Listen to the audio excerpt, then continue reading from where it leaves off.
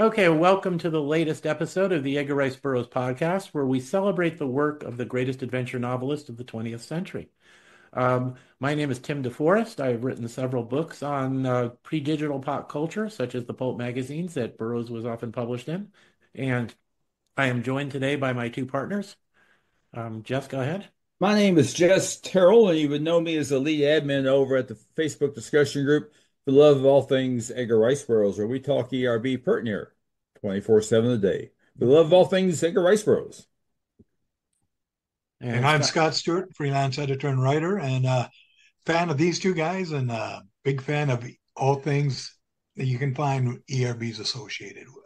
Yeah, and Scott, I'm glad we're not a Star Trek show because now that you've resigned as editor of the ERB APA, does that make you a red shirt? So, No, I'm actually working on a warp drive. okay. It's just if one of us says, Scott, I heard something behind a rock, go look. Just say no. So, This is where you take on the John Carter approach and you suddenly shout, "I still live." there we go. Yeah, I got a cave down in Uh, Arizona I go to once in a while. uh, I saw a great meme recently, a picture of Kirk with three red shirts, and Kirk was pointing, and the caption said, "Go over there and dig three graves. I'll explain later." So, Oh, I had one hanging on my wall back in Colorado. mm, Winnie the Pooh on a transporter deck wearing his trademark red mm. shirt, and it's like this may not end well. Oh, it's amazing how universal that term has become. I was reviewing episodes of the first season of Voyage to the Bottom of the Sea on a Voyage to the Bottom of the Sea Facebook group. And I referred to some of the characters as red shirts in one episode because it was obvious they were there to get killed. And everybody just understood that instantly. And of course, there'll be a shared fan base for science fiction shows, but all the same, you can say red shirt and people just know what you mean. Yeah. So it Well, becomes we a were part of. watching H&I the other night where they're restarting with season one of the original track. And Mhm. I think it's on Where No Man Goes Before, which was actually the second pilot they made for a show that nobody, Neil, my friend, commented, nobody on there had a red shirt this time around. Yeah, they hadn't decided on the color. That first pilot episode, they hadn't decided on the color scheme yet that they used in all the Yeah. other episodes. Everybody was subject to possible dismissal for that being so early in Hmm. the process. Yeah, they were using the uniforms and sets from the first pilot, so they didn't update everything until they knew they were going to be a series.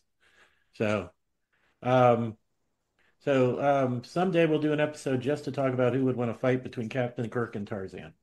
But that would probably drive us insane trying to decide. Well, Uh, well, it would be Tarzan because Captain Kirk's just a character on a show. well, there we go. I don't think I could top that, but I was going. Yeah. Okay. I was going to say that the fight would end because Spock would come in and say, "This is not logical." That's true. Yeah. Kirk beat a Gorn once, though, so you can't count Kirk out. That's That's for sure. true. Yeah. Okay, so um, before we get started, we're talking about Tarzan the Untamed, and on our last episode, we discussed the first 10 chapters. So if you haven't listened to that episode again, in a few minutes, we're just going to dive right in, assuming you have listened to the first part of this one. So pause this, go back and listen to the previous episode. You'll get the publication history and our discussion of the first 10 chapters. Um, but before that,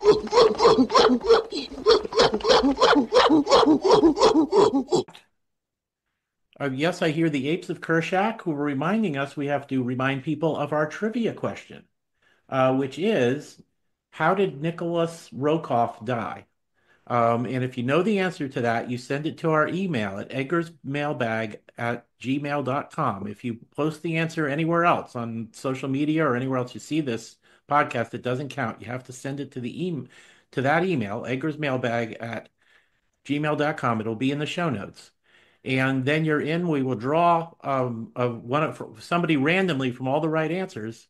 And that person will get a copy of one of the volumes of the new Tarzan Edgar Rice Burroughs authorized library with just the wonderful Joe Jusko covers. So so far, yeah, we usually only get a few entries because I realize we're not drawing millions of viewers. We have a lot of listeners and we appreciate all of you, but we understand that we only get a few entries per podcast. So far this time we've only gotten one person to enter. So if you send us the answer and get into the drawing, you've probably got a 50-50 chance shot of winning the prize. So once again, how did Nicholas Rokoff die? And the last thing I want to do is read comments from a listener that were sent to us. Well, he sent some comments to our email, and he sent some to his to our. He posted one on our YouTube video version of our last podcast. And I'm pretty sure he wouldn't mind my sharing his name, but I did not think to email him to ask, so we'll keep this anonymous. But when he emailed us, he said, I'll be looking up Jarrett Keane's books because we interviewed Jarrett Keane last semester. Last semester. Good heavens, I've been working in academia too long. Last episode, he is the author who wrote the excellent Kid Crimson westerns, and he also wrote one in a series of like choose your own adventure style books about Pearl Harbor. And our listener said, I'll be looking up Jared Keane's books since you mentioned choose your own adventure style books. I gave my old choose your own adventure books to my nieces and nephews, but in recent years, game books have been having a resurgence of sorts. Choose Your Own Adventure is reprinting old titles and publishing new titles, and other similar game books have been published by others. So I'll probably be getting some of this new generation of game books for my nieces and nephews now that they're popular again. If the ERB people made Tarzan or John Carter game books or Choose Your Own Adventure books, I'd certainly get them. And so would I. I'm quoting our listener here, but I would get those too. So ERB people, if you're listening, Choose Your Own Adventure, Edgar Rice Burroughs Universe books. Get it done, by golly. Our I, listener you know, Ed, I think there may have been. I think I have one from like 20 years ago or something. Maybe so I'm thinking they did do character, a but Tarzan one, you I think? think I think there is. I Okay. could be. I think there might have been two, and one of them is fairly hard to find and has Mm, some value to it. okay. Give me, well, I'll tell you, after the I'll Okay. look up later. I don't want to take time. Okay. But it wouldn't hurt to have some new game, some new Oh, choose I your own agree. adventure books. Tarzan, John Carter, Pellucidor. You got all those worlds you can reach into and do these choose your own adventure. So once again, ERB people, get to it. Drop whatever else you're doing and just do that. Um, our listener ends. Our listener, I'm gonna get them mad at us. They're so nice to us. I'm gonna get them mad at us. Um, our listener ends with saying he's pretty sure there are Sherlock Holmes game books out there, and there are. I own one. I found in a used bookstore not long ago. I haven't played it yet, but it's one where you not just choose a page number for what you do next. There's also stats. There's a stat sheet, and you roll dice to succeed, or then it says if you succeed, go to page 34. If you fail, go to page 43, and so on. So Sherlock Holmes has been done, and in my personal universe where certain fictional characters really exist in that part of my brain, Sherlock Holmes and Edgar Rice Burroughs are both there. So um, they coexist in my brain. One footnote, since we're on this topic, the what did you call this type of book? Well, our listener was calling them game books, but I call them just choose your own adventure books Choose your because, own adventure. Thank you. yeah. That's the phrase I Mhm. was looking for. And and I did. I ran into it a few days ago on streaming services. I subscribed to several streaming services, so I couldn't tell you which one. Mhm. But there was a movie set up with the idea of choose your own adventure, and that is you would watch a little bit of movie, 5 minutes or 10 minutes or something like that. It would tell maybe a chapter, let's say, Mhm. and and then it would give you a choice. It would give you two choices down at the bottom of the screen. You could use your device, your little clicker button for the streaming service to select item A or item B, and then go that direction for a few more minutes. So my point is to choose your own adventures, I think, are making a comeback for that very Yeah, reason. and the series that Jarrett wrote an entry for, called Survive and Decide, or Decide and Survive, Mhm. and they're really good quality, and they're keeping that going. So I'm presuming if they weren't selling, the publisher wouldn't keep doing them. No, I agree. So they're out there. So The Tarzan ones are under a brand called Endless Quest, Yeah. I and it's remember Tarzan and the those. Tower of Diamonds, Hmm. and Tarzan and the Well of Slaves, Okay. uh, running for about $124 to $200 from what I've seen. Mm. There was, I remember, I think it may have been Endless Quest, but I'm not sure. I remember a Conan the Barbarian one where it was like Conan as a 16-year-old and he wasn't really in character. They set it in that universe, the Conan universe. So, I yeah. loved Conan too. So Yeah. Well, this was done for kids, so they toned yeah, Conan down major league for this book. But it was still neat to have a choose your own adventure Conan book. So, um, but our listener, he also left a comment on YouTube. And if you've listened to last week's episode, you may remember that I called what Tarzan was doing and pretending to be the son of the god of the city of Allure I called it a god gambit, which is a term I stole from the Larry Niven science fiction novel Ringworld. And our listener said, it occurs to me that Burroughs would have been familiar with at least two examples of American literature in which include a god gambit to some extent. The first is Twain's A Connecticut Yankee in King Arthur's Court, in which Hank Morgan pretends to have magical powers and becomes the rival to Merlin himself. The second example is the Wizard of Oz himself, that old humbug, who we are told is Oz the Great and Terrible, and is rival to at least the Wicked Witch of the West.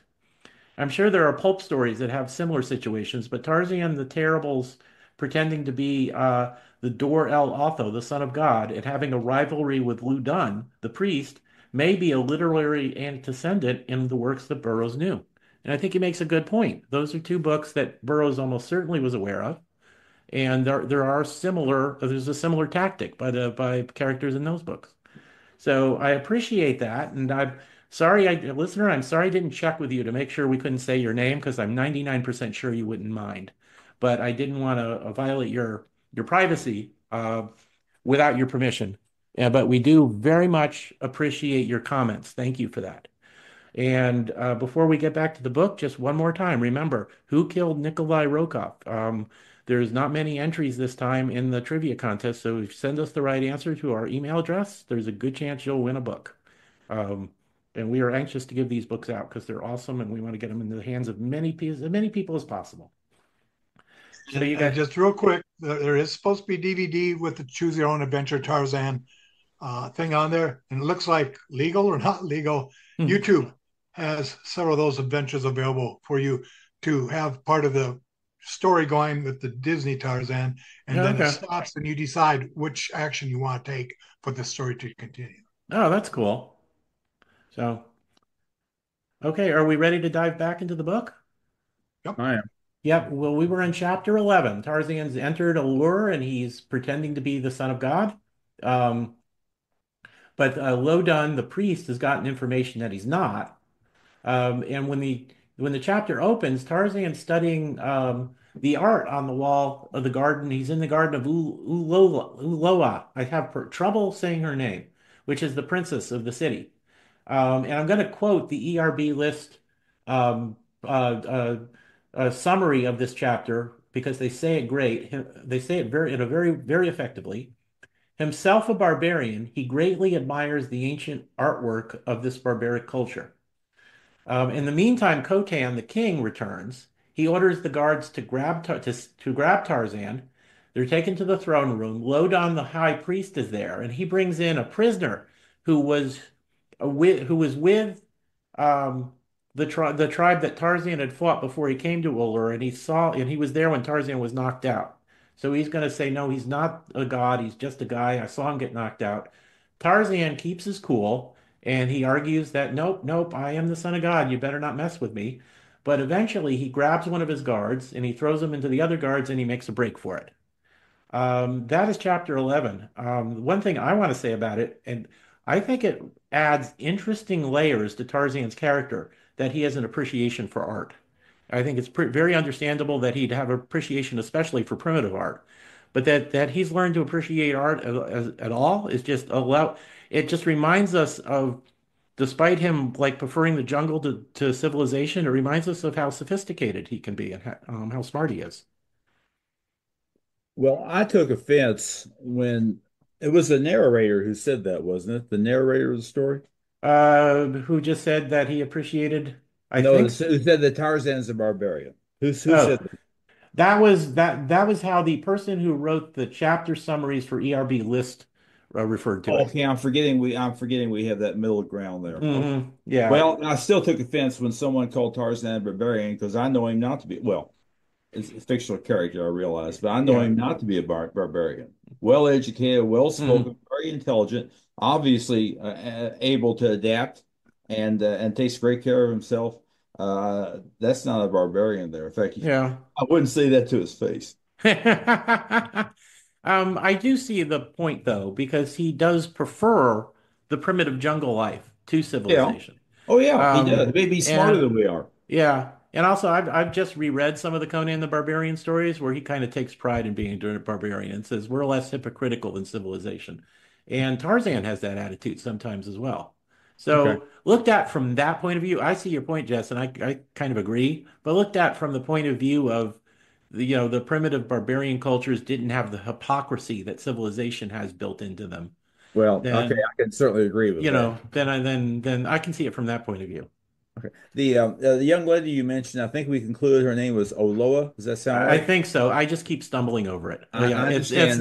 it's not even hard. It's three simple syllables, but I just keep stumbling over it. I understand totally. I have my Mm, stumbling points too. I want to be sure, while I have the floor, I want to be sure and mention because I don't know that I said it last time.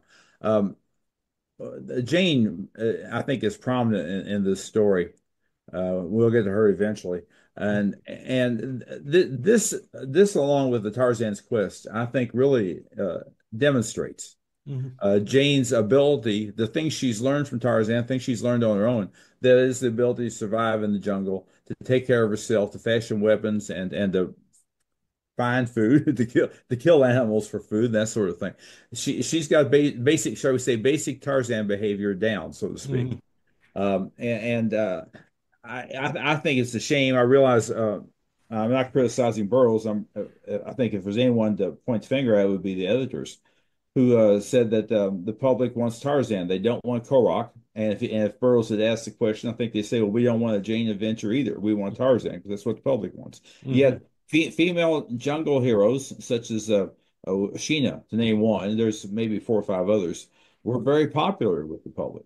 So a Jane short story, I think, would have been well received. So mhm. be that as it may, she's a very capable young lady, and it's always a joy to see her in action. That's what I have. Go ahead. Okay, yeah, and I actually have some things to say about that as well. I'm going to wait till we get to the chapters where we see Jane doing this stuff, Sure. but I this is something that's going to be well worth talking about. And you're bringing up other female jungle ones like Jane. There's Jana the Jungle. Mhm. There's Khazar, not the Marvel Comics one, but there was a Khazar in the pulp magazines who had a Mhm. similar backstory than Tarzan. He was Mhm. the best of the Tarzan clones. And Right. his wife, whose name I cannot remember, was just an active, adventurer alongside of her. But yeah, and there's some stuff I want to say about that when in a few chapters when we get to Jane being awesome in the jungle, I'll bring them up again then. One more point while I'm thinking about. I have to say things or I prefer to say things when I'm thinking about them because if I Mm, don't, it goes elsewhere. yeah.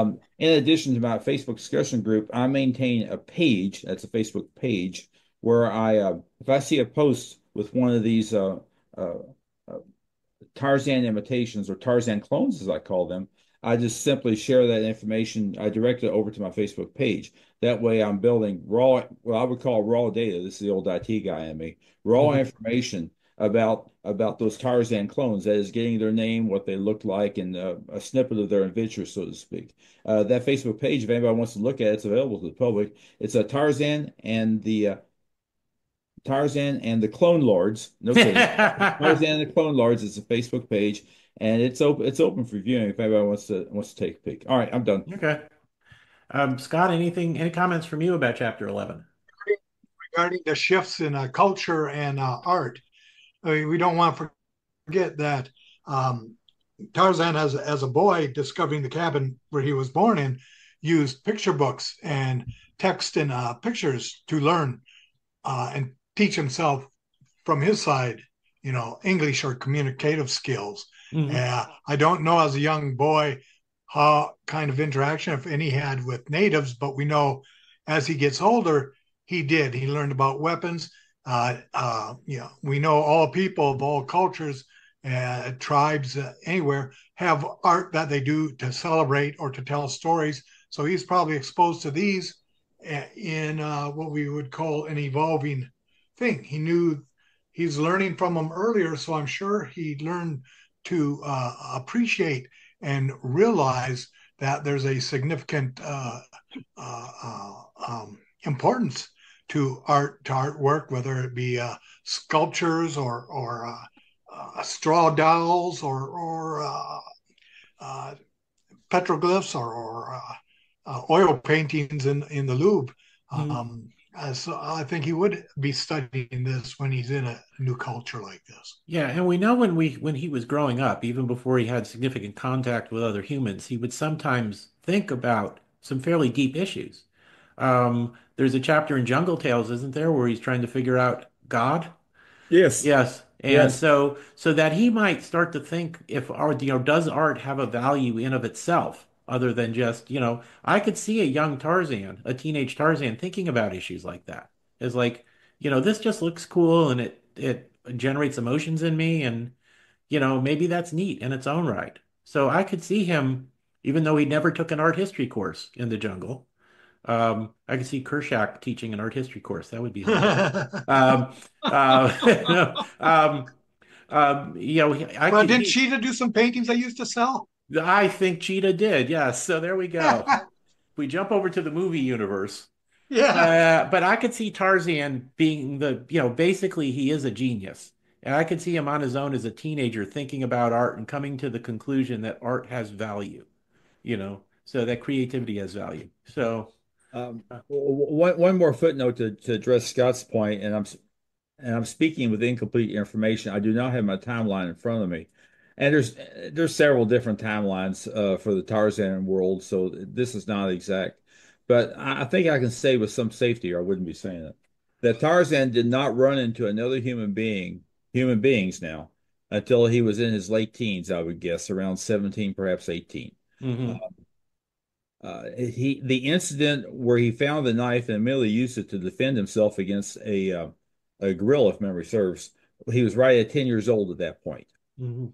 So I think he was in his late teens when he ran into the tribe, like I call him, the tribe next door. Yeah, All right, I go think ahead. that's true. No, I think that's true. Okay, well, anyway, chapter 12. Um, Tarzan's being pursued as he makes his break for it, but then we switch to the guy we know to be Korak. But if you're reading this book for the same time at the same time and you haven't guessed it's Korak yet, he's not yet identified. That's the plot twist at the end. He's still got his Enfield rifle, but still not using his more primitive weapons rather than waste any of his ammunition. He meets Tay Den, which is Tarzan's friend, in the villages outside the city of Allure. And they make use of some sign language to communicate. They go to the village of Amat. So Tay Den is from the city of Allure, and Amat is now the chief of his village. Um, they just can tell by his similarity that this guy has something to do with Tarzan. Um, they tell him that like they haven't seen Tarzan for what is now 5 days since a raid. Kaden suggests a raid against the enemy tribe that they had fought when Tarzan disappeared from their point of view when they lost track of Tarzan. They want to get some prisoners and question them. So the next day they go off with 100 warriors. They come about on a big band of other warriors. There's a battle with the stranger, with Korak fighting, just alongside his new allies. They take some prisoners. They question him, and so in the end, Omak can take Korak to the summit of a cliff and point at the city of Allure and just say that's where Tarzan is, and Korak can understand what he's saying. So Korak has not had time to learn the language, but he's smart. He's able to use sign language to communicate with him. He helps him in a fight, and he learns where his dad is. Um, this is kind of a, once again, it's an example of Burroughs effective cliffhanger use of cliffhangers because Tarzan makes a break for it. He's still in great danger, but then zip, we jump to somebody else for a while, and we find out what's happening to with Korak, and we learn that if you haven't guessed it's Korak yet, you at least know now for sure that he's looking for Tarzan, and we know there's a connection there. So, any comments from you guys? I guess I'm spoiled. But Tarzan seems to pick up languages pretty quick. Yeah. But granted, it may take him 2 or 3 days before you can really have a conversation that you can measure by paragraphs as opposed to single sentences.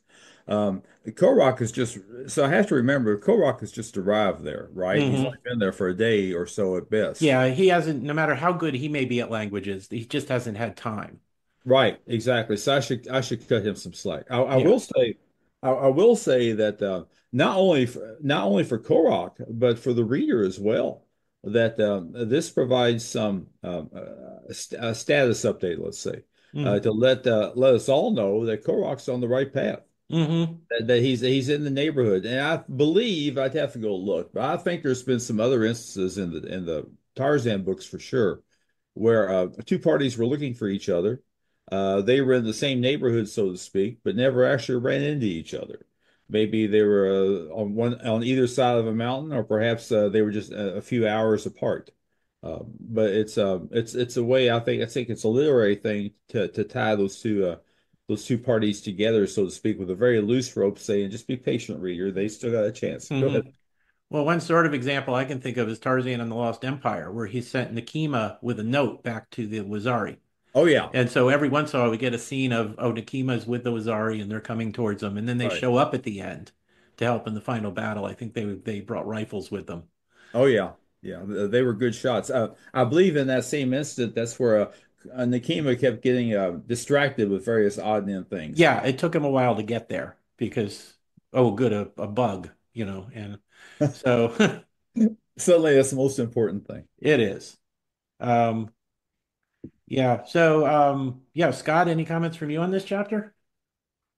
In correlation to this is with the Gold Key two-issue adaptation from Gold Key, Tarzan of the Apes, 166 and one. I think it's 166 and 167, if I Hmm. remember right.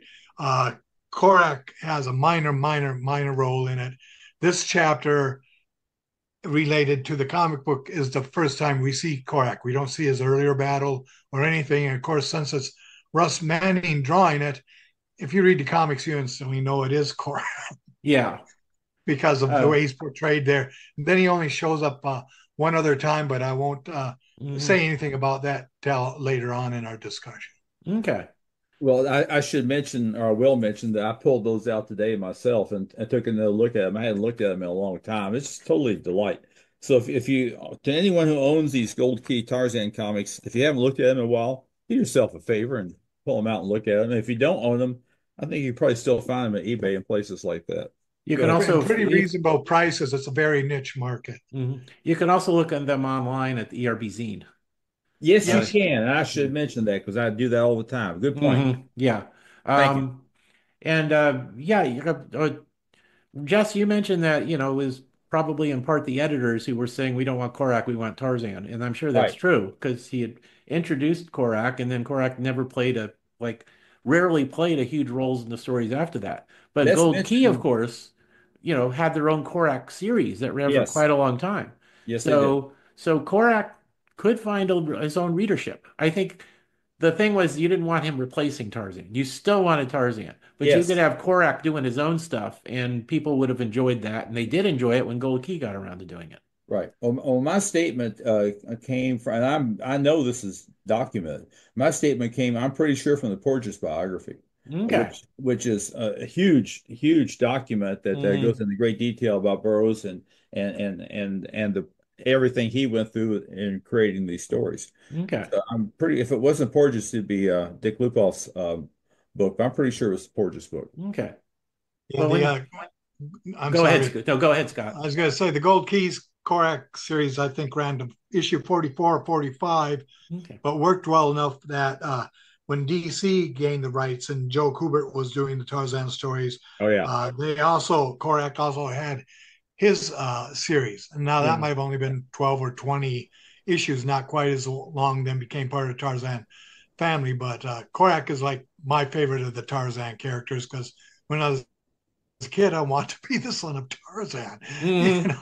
and reading Yeah. those comics. So there is an audience about that. And the stories, the artwork and the stories, adaptations or original stories are really well done. And Hmm. anyone who's part of the Edgar Rice Burroughs fan club or Tarzan stories shouldn't miss picking up some and enjoying them. Yeah. Any of the Gold Key or before that Dell, before those are great. It took me a long time to appreciate Jesse Marsh's artwork, or who did it before Manning, Hmm. as much as I do now. But Hmm. I just when I was a kid, if I saw an older Tarzan story and it was Jesse Marsh doing the art, I would kind of like wince a little. And now as I've grown up and my tastes have become more sophisticated, I realize how good an artist he was too, and I can appreciate all of them. Jesse Marsh's work, because I went through that, Yeah. his work was an acquired taste. Yeah. The way I got around it, because it did bother me early on. The way I got around it was to look at the story. Don't Hmm. focus so much on artwork. Look at the story, and then he did have some neat things. Those stories, his stories, they did visit Paludan fairly frequently, Hmm. uh, much more so than the actual Burroughs books. And also they had Argus the Eagle and a few other things like that, which added a thrill and got Tarzan from point A to point B pretty quick. Hmm. One other interesting note about the comics like that, and I agree about the Jesse Marsh. It took a while till I got old looking at Alex Toth and Jesse Marsh and seeing they're going for kind of a more primitive, basic style in as few lines as possible to show surprise or happiness and so on, drawings. But throughout the Dell history, whenever Korak was there, he was referred to as boy. And if I remember right, the very first issue, number one of Korak in Gold Key, Russ Manning addresses it, or whoever was right around that, I think it's Russ Manning, addresses it in the very first panel or splash panel when Tarzan comes up and asks how the boy is doing, and Jane goes, he wants to be called Kurak now. And not by his Christian first name or anything else. He wants to be known as Kurak, and from then on, it was always Korak or his Christian name throughout the Dell and DC publications. Good Okay, point. that's cool. Actually didn't know that. Hadn't seen that particular story. So that's cool. Um, okay, well, jumping back to the book, we're up to chapter 13. Tarzan's gotten away. He's gotten away from the king and from Lodan, the high priest, but he doesn't want to leave Allure because does suspect from clues he found earlier that Jane is in the city somewhere. Um, so he returns to the Forbidden Garden. This is where Olula lives. I'm just going to call her Marge. No, I won't. Uh, um, he meets a masked priest. He kills him. He gets his mask and he cuts off his tail and uses that as part of his disguise. Which Tarzan has a strong stomach. That means he pretty much had to stick the bloody stump under his loincloth. Um, so, and he's hiding in the foliage. He, um, he hears some priests questioning Uhura and, searching for him there. And Panat Lee, the dark furred, uh, the dark furred species who's in love with, Omat outside in that tribe. Um, she's in a frantic state because she comes up and she tells Olula that Loden tried to kill Tarzan. She tells of her experiences with Tarzan, of how brave he is and strong and all of that. And Olula, she like complains about her own fate that she's got somebody she wants to marry Taden, the guy who's currently living with Omath tribe, but who comes from Allure. But it sounds like a soap opera, doesn't it? Um, you know, um, so Tarzan comes out of hiding. He assures her that Taden's alive and well. Um, and he asks, if he asks, them, do you know if there's a stranger hidden somewhere? And you know, the Panatlit says there's a rumor that there's someone hidden in the temple and that Ludon wants her as a priestess. and Khotan wants her as a wife. So the king and the high priest are fighting over whoever the stranger is. And it's almost, even if you haven't read this yet, you're guessing, okay, that's Jade. So everybody's gained some knowledge. Tarzan's disguised as a priest with a fake tail sticking out or a dead tail sticking out. And that's where the chapter ends. And it is a good thing that Tarzan is used to violence because attaching someone's tail to yourself while it's still dripping blood is pretty gross. But it doesn't bother, Tarzan doesn't give it a second thought. He's used to the brutality of jungle life and sudden death. So, but Tale comments to from address that another time. yes. So comments from you guys about this chapter? I thought about this tail situation a great deal, and I have to hand it to Tarzan. He's got guts to go out there in Hmm. the middle of the street and wander around, presumably in broad daylight, and crowd of people with a tail and pretend it's normal. And it takes some courage to do that. Hmm. And who knows what kind of whispering was going on behind his back, but I think they were pretty quiet because he's a good sized fellow, not someone you want to disturb, thinking his tail's being insulted. Yeah. And it just shows that Tarzan does not act without thinking, even if he acts right away. It's not thoughtless. If he screams and leaps at you, that it's because that's the best tactic at that moment. Yeah, oh yeah, Yeah, I he agree. doesn't lose his cool. If plan A doesn't work, he immediately goes into plan B. Um, so um, He knows where to get a spare tail if he needs one. yeah, and if there is a clinking going on, it's because my dog just ran out. He escaped from the bedroom. So He's uh, probably chasing his own tail. probably. I would think that maybe the crowds, if they're realizing that this is a fake tale, are probably just glad it's not theirs. Yeah. That's what happens when you don't take care of your tail, buddy. Yeah. And actually, the idea of somebody without a tail wandering around with a fake tail is not something that's going to occur to anybody.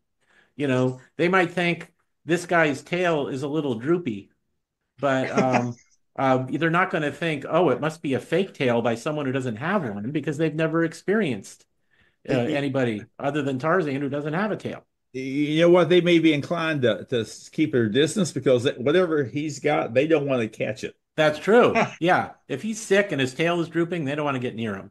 It's the reason I think the Clark Kent disguise is more effective than people think. You're not going to meet Clark Kent and say, "You look like Superman. You must be him." You're going to think, "Hey, do you know you look like Super?" It's like if you went into a 7-Eleven and the guy at the counter looked like Arnold Schwarzenegger. You wouldn't say, "Oh, Arnold Schwarzenegger, I knew you had a secret identity as a 7-Eleven guy." You would just say, "Oh, you look similar." It's the same thing with Clark and Superman. They're going to say, "You look a little like Superman," but they're not going to assume he is Superman. So this that guy's got a that droopy tail. They're not going to just say, "Aha, he's somebody disguised as one of us with a fake tail." It's not what where you're your mind talking would go. about. I heard proven in an interview with Ron Atkinson one time, Hmm. who played Mr. Bean and also what was the Friar Show or Black. I can't The remember, but Blackadder. Blackadder. Yeah, Hmm. he was talking about being on vacation in the Highlands or someplace quite a ways north of London. He went into a hardware store to get some stuff, and the owner goes there and says, "You know what? If I didn't know matter, I'd say you do look like Mr. Bean." He goes, "Well, that's because I am." And the guy in hardware goes, "Nice try, Mister." Yeah. So I think, yeah, even though Tarzan's tail wouldn't have been as lifelike, it just wouldn't have occurred to people that it's a guy in disguise. They just would have No, thought, yeah, let's stay away from him. Whatever cold he has is making his tail droop, and I don't want to catch it. So it might have made it a more effective disguise. So, well, chapter 14, um, Tarzan puts that disguise back on, and he moves through the shadows of the temple yard. He scales up the wall of the building where the roof, where the mysterious stranger is said to be, and he smells Jane. Um, and that's kind of the interesting thing about Tarzan. If any of us said to our wives, "I knew you were here, I could smell you half a mile away," it wouldn't go over well. But with Tarzan and Jane, it makes perfect sense. Um, and he hears Ludin talking to her, and he hears her making a proud reply, which is another reason we would know it was Jane because she would never let her pride go away. Um, he rushes in. He stumbles over. The floor tilts at his feet, and he falls into a trap and he's like in a pit and he smells a griff, one of those man-eating triceratopses. Um, and he finds the griff's pool and he tries to subdue the griff to the way you do to tame them to ride them. That doesn't work in this case. So he dives into the pool. And in the meantime, we go back to Jane, who's been a prisoner there for a while. We don't. It's going to be explained how she got there soon, but not yet. But Khotan the king and Ludan the high priest both want her, so he's been locked up for a while. She's been locked up there for a while, but because they're arguing about her, she's just been kept a prisoner. Nothing else has happened to her yet. Um, and so from her point of view, she saw a mysterious figure enter. She cannot tell her husband by smell. She doesn't get a good look, so she doesn't know who it is. But Ludin pulls a rope, and the trapdoor opens, and the intruder falls into it. And then he tries to take Jane when one of his uh, minions enters, and he tells the priest that the king wants Jane brought to him. Um, and oh, this is a messenger from the king. This is Jaden, who's actually a noble and the father of Taden, the guy who loves the princess, who's off with the tribe of Omat right now. Um, and Jane cautions Jaden about the trap because Loden is going to drop him in the trap. She has a good sense of who she can trust or not. So Jaden takes her to the quarters of the princess, where she's at least a little bit safer for the moment. And he wants to take her to his hometown of Jailor and shield her from both the king and the high priest. So a lot of weird names and interactions there, but when you're reading it, I don't know if the summary made sense, but if you're reading it, once again, Burroughs is taking a potentially complicated situation, and as he is explaining what's going on in a way to where we have no trouble following the story. We understand who all the people around Jane are, what their various motivations are, who the good guy is and who the bad guys are. And I also will say that we were just talking about how Tarzan always thinks before he acts, but because it was Jane and he hadn't seen her in forever, he kind of charged in there a little too quickly, didn't he? So he just proved us wrong. He can sometimes act a little too quickly because he ran right into the trapdoor trap, trying to get to Jane as quickly as possible. And I don't blame him for that. But there you go. That just Any shows Tarzan's human too, getting Yeah, excited. But he is. Yeah, he can occasionally make a bad judgment. We saw that in Tarzan and the Ant-Man, Mhm. both Yeah, flying the plane too low on his first solo trip, and then underestimating how nasty the Ant-Man could be in a fight while he's still full-sized. right. So he can sometimes make a poor judgment call. It just makes him a more interesting character. If he were super perfect, he wouldn't be interesting at all. Right, right, right. So. Oh, and if you guys are hearing Shaggy and Scooby, I don't know if the microphone's picking it up. That is our phone. That's my wife's phone ringing. I So had not noticed on this end. it may not have gotten through the microphone. Um, I was going to say, if you're done, I was going to say Mhm. that ships that pass in the night is a phrase I meant to use earlier. I don't think I said it. When we were talking about Korok being, shall we say, in near proximity to Tarzan, we mentioned that earlier. And now here Tarzan's in near proximity to Jane. So the phrase I'm using to describe those incidents are ships that pass in the night. That is, there's somebody over there. We don't know who it is, but they do look kind of familiar. Mhm. So, yep. Scott, any comments from you on this chapter? I like the insight part where he picks up her scent. That would be something he grew up with and developed with the Mangani and stuff. I would not expect Korak to have as sensitive a sniffer due to the fact he grew up more or less with other people and in a more civilized mode till he ran away as a teenager which we read in the Son of Tarzan. So I think that is one of the things that points to the extraordinary uh, carrying ons of Tarzan and what he's developed as being that superhero supermodel Mhm. character. Yeah, that's a good point. I would like to also add that we were expressing concern over the odor from this dead tail that's following Tarzan around. Uh, but yet Tarzan's nose is able to work. So maybe that tail doesn't stink as bad as we think it might. It's been less than a day. And also I think Tarzan has the ability to differentiate scents. So unless something's really super overpowering, he can pick different scents out of the area. Okay. Um, I think he's able to do because he must be able to do that. If he's going to pick up anybody's trail in the jungle, he Oh has to yeah. be able to separate this from all the other smells that are going to be around. That makes good sense. Yes. Yeah. So, And that's how pets identify you or other dogs and animals and stuff. You hmm can be gone away from them a long time. They might not pick up on you right away visually because appearances change. If you're wearing a jacket or a certain sense, they come up and smell you. I haven't seen my dog in over a year. He is with my oldest daughter, and I come in. He kind of looks a little and looks a little. And he started kind of going in a circle and got up and started sniffing around me and my coat. And all of a sudden, she went just absolutely nuts. Like, oh, Dad's home. hmm So that scent of sense, a sense of scent is a very important thing for identifying Yeah. enemies or friends in the kingdom, hmm animal kingdom. Yeah, and that's certainly ability that Tarzan got from his upbringing with the apes. So, okay, chapter 15. So Jaden, who's the good guy noble in Allure, he hides out Jane in the apartment of Princess Ulola, and he leaves Jane with the princess.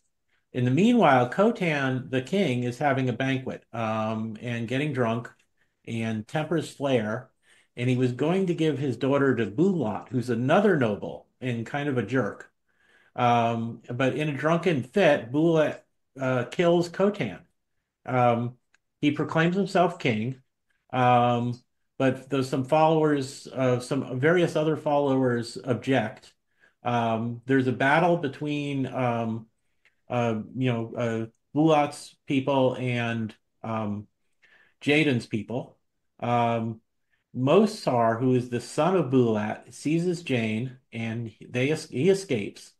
Um, Bulat, the king who killed the noble who killed the king, he tries to seize the princess.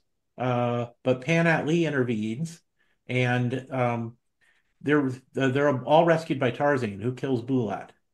And then we go back to when Tarzan had dropped into the pit with the griff. He dives into the pool of the griff, and he's able to evade it and eventually escape. Um, and obviously he makes his way back to the garden in time to save the princess and kill Bulat. But there's still Mosar is now a major bad guy himself, and he's got Jane, and he's heading back to his own city. Um, so Loden, in the meantime, summons some priests, and he tells them that Khotan must be overthrown. Then he learns that Khotan is dead. Um, so, um, Loden commands his main minion to spread the word that Jaden killed Khotan, and he intends to kill all the priests. So he's engineering, a civil war against Jaden in order to put himself in power. And he finds out that Jane is in the Forbidden Garden, but in the meantime, another priest is listened to all this, and he follows Loden's minion as they leave. So that is like the summary of chapter 15.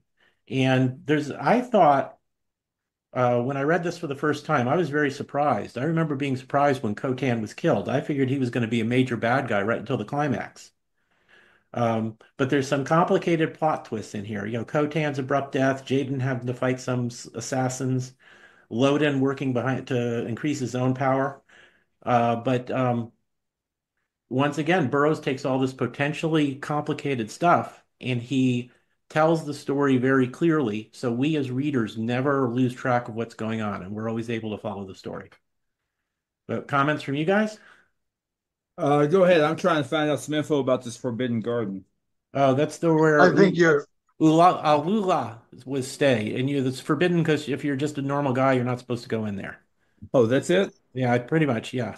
Oh, okay. Oh, then you've answered my question then. Never mind. Hmm. Yeah, I don't have anything. Go ahead. Okay, Scott, any comments on? I agree with you on how this is another example. It comes up almost every book or every podcast here. This is an excellent example, this chapter, of where he starts bringing some of the trails to a close, like with the death of Khotan. He's not, it's not unusual to do things we don't expect to do. That's why he is the master writer he is. But he drops that off and now opens up other doors we're going to be having follow, and those won't be shut until uh, the end of the book. Hmm. You hear about different authors, and recently a lot of people have been talking about how the Harry Potter books were written out and the extensive outlining of characters playing in and out and how they contribute to the plot or were not important to the plot anymore. And Burroughs is superb at doing that. I agree, he is. So, Uh, I've got one thing to add, if I may. mhm. I was just going to say that the city Allure is called the City of Light. And in the Gold Key comics that we were discussing earlier, they draw a pretty good picture in there of what that city might look like. As best as you could do in a comic book page, I think. Hmm. So I wanted to point that out for anyone who just wants to pull out their Gold Key comics. Okay. Read more comics. Read Yes. more. I agree with that one. Hmm. Okay, in chapter 16, there's actually a flashback. When back to when Tarzan was first dropped into the Grift Pool a couple chapters ago now. Because there's another thing that and I don't think I made it clear in the summary before. Burroughs is jumping back and forth along the timeline, but he ties everything together really neatly. So once again, what would be potentially confusing in a lesser author's work, Burroughs always makes sure we knows what's going on, even if he has to jump back and do a little flashback to say, "Oh, this is how Tarzan got from point A to point B." It will be very clear to us in the end. So, Tarzan has dived into the Griff pool. He emerges, goes through a passage and emerges elsewhere. He finds, he follows a priest, and he's the one who was listening when Loden gives instructions about, overthrowing the king and taking over. And he follows this priest to the apartment of the princess, and that's when he goes in and he kills Bulat and saves the princess and finds out that Jane's been taken to this other city. So he just throws aside his disguise at this point, and um, he has the fight with Bulat and kills him. Finds out where Jane has gone. So Tarzan goes off to find Jane, but he finds himself surrounded by warriors. Um, and he takes this opportunity to lead them against the forces of Lodon. So he's taking part in this civil war because he wants to help Jaden. And there's a fight, and um, Tarzan wants to go to the city of Tular, where Jane has been taken to search for her. And Jaden, in the meantime, will lead the fight against Ludon in the city of Allure. Um, Tarzan follows up clues intelligently to where to find out, even when there's battle and chaos all around him, he never stops thinking and he comes up with plans and he finds out where Jane is and is planning on going to get her, but he doesn't ignore his allies either. He takes time to help Jaden in Jaden getting set up to fight Ludin and his forces. Comments from you guys? Go ahead. I just saying, following the same thing we were talking about, Edgar Rice Burroughs' style here. After having a rather full and what could have been a complicated chapter, he now takes a step where, in a way, it maybe lets us breathe a little bit more. He moves the story forward without expanding into all new areas to kind of help us get back on that middle road of the main adventure itself before it will blossom out again. Just the pacing and the way he does this, it's been something I've always marveled at. Hmm. Well said. Yeah, he's a master of pacing, and a master of story construction. I think the J.K. Rowling's example you gave was perfect. I know that she did extensively outline her stuff and made a complicated story make sense, and Burroughs could do the same thing. Um, I think you have to. I think you have to, in my opinion, because you mhm, want the story to be consistent across the mhm, way.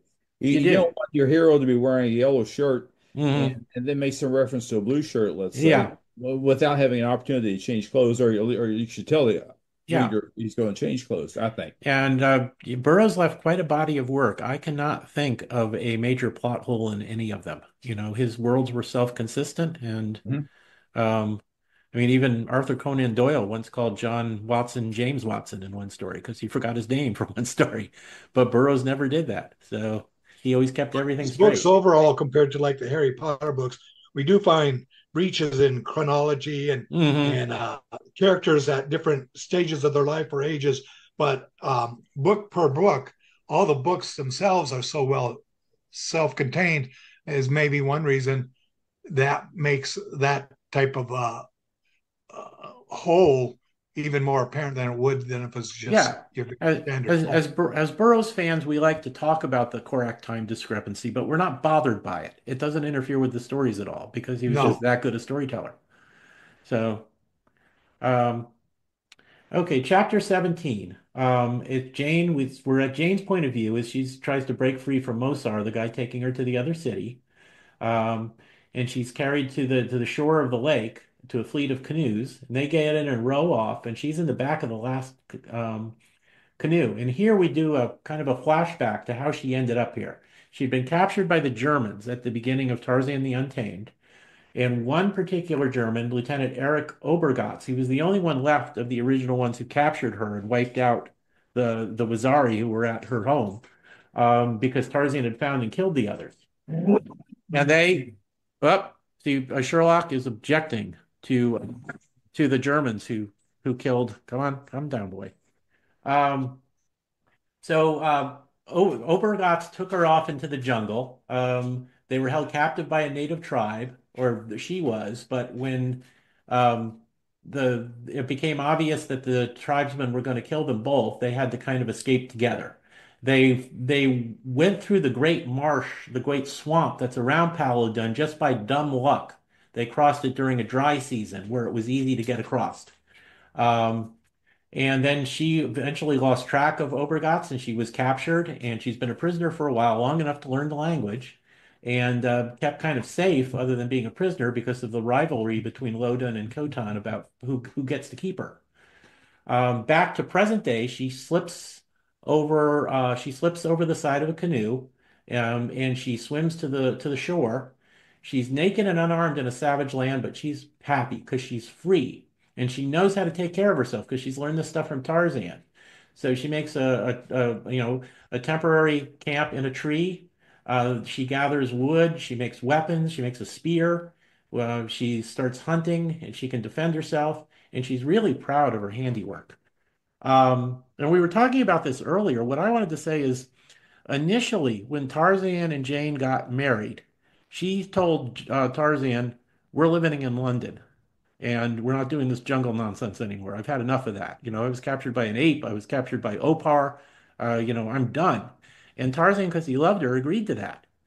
But over the years, she's come to appreciate him and his love of the jungle, to share that jungle. And jumping ahead a little, but when they are back together at the end, he says, "Do you want to go live in London?" And she says, "No, no, no. I want to stay in the jungle. I love the jungle now as much as you do." So she's changed and become more self-sufficient and more confident in the jungle and more appreciative of the jungle than she was in the past. Um, any comments from you guys? I think that's a really good point there. Mm, I think that transition in thinking may have occurred, if not during the events of Beast of Tarzan, but after the events, somewhere along the way there. Hmm. Let's see here. Korok was 10 years old, give or take, when he left home. They were Yeah. still living in England at the time. Um, so he was roughly 10 when he left home with the coot. And then at some point during that, Tarzan and Jane, did move back to Africa. Hmm. So forget what I was saying about Beast of Tarzan. It was sometime during the duration Of Son of of Tarzan. the Son of Tarzan. That gap of years Yeah, where, yeah. It might have been that after she thought she'd lost her son, because after a while, I think they just thought that yeah, that their son was gone. right. If Jane, London might have had unpleasant memories for her. This is the That's house I was a, raising my son in. Let's go to her estate in Africa. And that's a then very good point. she Seclusion, gradually, I mean, that would be a reasonable explanation. And then gradually she learned to appreciate the jungle. right. So, That's a very good point. And if they had, of course, this is all fiction, but if they had not returned to Africa, they may not have run into the young Korok. mhm. No, they wouldn't have because I think it was Tarzan met Miriam first, Yes, he and they did. took her in, and then that's what eventually reconnected them with Korak. Right. So, so yeah, they needed to be there in order to find their son. So I think Jane realized that outside of occasionally being captured by an ape or a lost Oparian or whatever, that good stuff happened in the jungle, and more often than did to her in civilization. And I think when she learned jungle craft too, I think she probably gained more confidence. Most Um, definitely. mhm. Oh, I remember now the point that I was going to bring up. So I'm probably a little premature. I mean, Jean's just gotten herself free, so Hmm. I should cut her some slack. But and maybe she doesn't have an opportunity. So I'll toss this idea out. We'll watch and see how things develop here. But she sets up housekeeping, and of course she's naked, so she needs to get some weapons and presumably some clothing and that kind of thing. That's not going to happen overnight. But does she ever? My question is, does she ever make any mention or thought that we see of wanting to make her way back to civilization, or does she simply stay there where she set up housekeeping? That's She may have tried eventually, but and I don't know how aware she would have been about the swamps you have to cross because once Mhm. again, she and Obergotz got lucky and came across it during a dry season. that's true. Um, but she may have been aware by now, just from having been around for a while, that there's this impassable swamp. She might Right, have thought, I don't have a way of getting out. I need to set up housekeeping here. Or she right, may have eventually given it a try. right. So, Oh, and no, your point is well taken about the swamp because we don't know the frequency with which they have a dry season. Presumably, it's a certain X number of days or weeks mhm. during the year. I also wonder how many grifts get out and get loose, Well, and if you're wondering around Africa. I think maybe the dry season that dried it up that much was very, very unusual because otherwise you'd have drifts escaping on a regular Well, basis. okay, that's the point I was going for. So Yeah. that answers my question. Then, Yeah, thank I you. don't think it's a yearly thing, so I don't think she could depend on it. So I Okay, think it was just during a particular drought or whatever. so I can give up my hope that some grift's going to wander all the way over here on the other side of the world. Then, Yeah, you just got to remember to yell that one word and bap it on the nose, and then you're fine. yeah, So, okay. so, um, so Scott, any comments from you on this chapter before we move on? Whoops, Scott, you still there? Covered it. Okay. Needless to say, the details in this chapter are not illustrated in the comic book. Yeah. So they do limit I mean Tarzan the Untamed, the Russ Manning adaptation, as I recall, left Jane out of it entirely. It was just started with, oh, Right, there's a war on. I bet Tarzan saying I'd better help the British. right. They didn't Yeah, even mention Jane at all. And then when Tarzan the Terrible picked up in the comics, he was suddenly looking for Jane. they would So, have to be. To be fair about that too, different types of storytelling. mhm. Even though they had two issues, you're only talking a total of maybe 40 to 50 pages at the most for telling a story. Yeah, And they were going to have to you have condense to it. cut a lot of stuff to keep it straightforward Mhm. in a visual medium like that. Yeah, also it was Gold Key that prided itself on never doing like anything too harsh in terms of violence. So they might not have Right. Yeah, wanted to do oh, exactly. look, Jane's been burned to death storyline. Yeah, So, they wouldn't have done that. You're exactly y- right. yeah. Well, that's why Dell never had to sign on to the family code. Yeah, If you, they the old followed it. They comics followed don't it have that closer. because I they were know. considered family oriented. Yeah, and for the stories they told, I think they made the right decision in the Yeah, standards they had.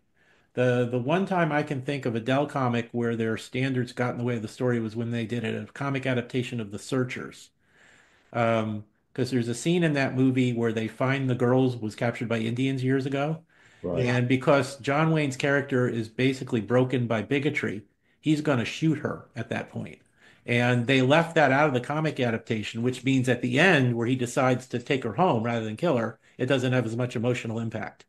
yeah. So it's the only time I can think of where Dell's standards of writing things that won't, for kids worked against them. All the other time, I think they were great And stories. even other movie adaptations, Dirty Hmm. Dozen, stuff like that, very well done, but Yeah. much more of your matinee Hmm. war movie comic Yeah. book adaptation as opposed to the psycho personalities of the criminals there. Yes. I But I one thing you don't want to overlook, and which is extremely distressing for kids, is they are still faithful in the Disney adaptations. Old Yeller gets shot. Bambi mhm. loses his mom. I mean, and those are horrifying things for you. They are for adults too. They're Mhm. very sad, very tragic. I don't think you have to write down to children with those No, things. I think children can handle it, but you also don't want to get, Saving Private Ryan style violence in a children's story. exactly. Yeah, when I reviewed the Dirty Dozen Dell comic adaptation for my blog, I titled it Dirty Dozen for Children because they still told the story well, but you're right. The psychos paths in the story were all toned down or just left out. Right. So, It's a serious question, I think, for parenting.